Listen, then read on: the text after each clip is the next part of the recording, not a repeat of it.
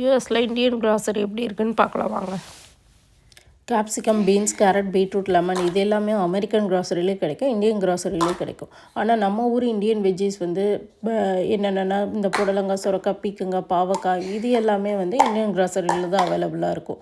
So இந்த veggies எல்லாம் வேணும்னா, கத்திரிக்காய் இதெல்லாம் வேணும்னா நம்ம வந்து இந்தியன் கிராசரி தான் வரணும்.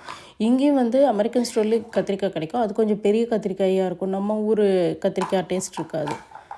அதே மாதிரி பார்த்திங்கன்னா குச்சிக்கிழங்கு, சக்கரவள்ளி கிழங்கு இது எல்லாமும் அமெரிக்கன் கிராசரிலேயும் கிடைக்கும், இந்தியன் கிராசரிலேயும் கிடைக்கும். ஆனால் நம்ம ஊர் சேனக்கிழங்கு, சேப்பக்கிழங்கு இது எல்லாம் வந்து இந்தியன் கிராசரியில் மட்டும்தான் கிடைக்கும்.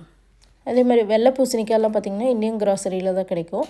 இன்னொரு ஆரஞ்சு பூசணிக்காய் அமெரிக்கன் கிராசரியிலே கிடைக்கும். பட் வந்து டேஸ்ட் பார்த்திங்கன்னா அவ்வளோ வந்து நம்ம ஊரில் இருக்க டேஸ்ட் வராது. வாழைப்பூ, வாழைக்காய் இது எல்லாமே கிடைக்கும். ஆனால் வாழைத்தண்டு ரெகுலராக கிடைக்காது. முருங்கைக்கீரை நமக்கு ரெகுலராக கிடைக்காது எங்களுக்கு. இதெல்லாம் கூட இருக்கும், புளிச்சக்கீரையெல்லாம் கூட அவைலபிளாக ரெகுலராக இருக்கும்.